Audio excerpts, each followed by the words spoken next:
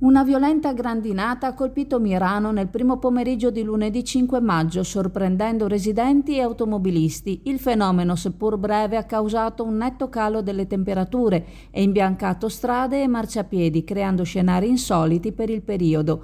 I chicchi di grandine sono caduti con intensità, colpendo tetti, auto e superfici asfaltate, dove hanno formato accumuli ben visibili anche diversi minuti dopo la fine del rovescio. Dai video pubblicati sui social sembra comunque si sia trattato di una grandine normale con chicchi di piccole o medie dimensioni, ben lontani dagli ordigni che in altri casi hanno causato gravi danni a veicoli e coltivazioni.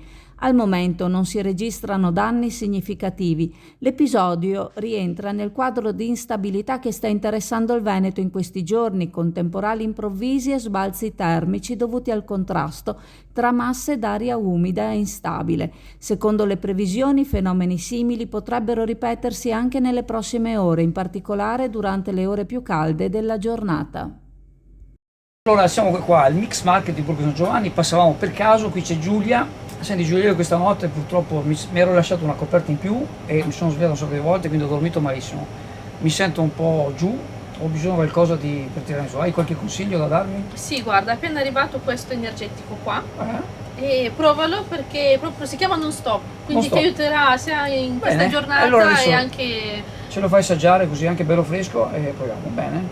Anche il prezzo mi sembra buono. Sì. Bene, allora venite qua al Mix Market, che ci sono anche state signore, ho visto, ma così solo per motivi professionali, ho visto. Il sapore è molto buono, veramente. Anche fuori dal comune, adesso non è che bevo tante, però insomma... Promosso quindi. Sì, assolutamente sì.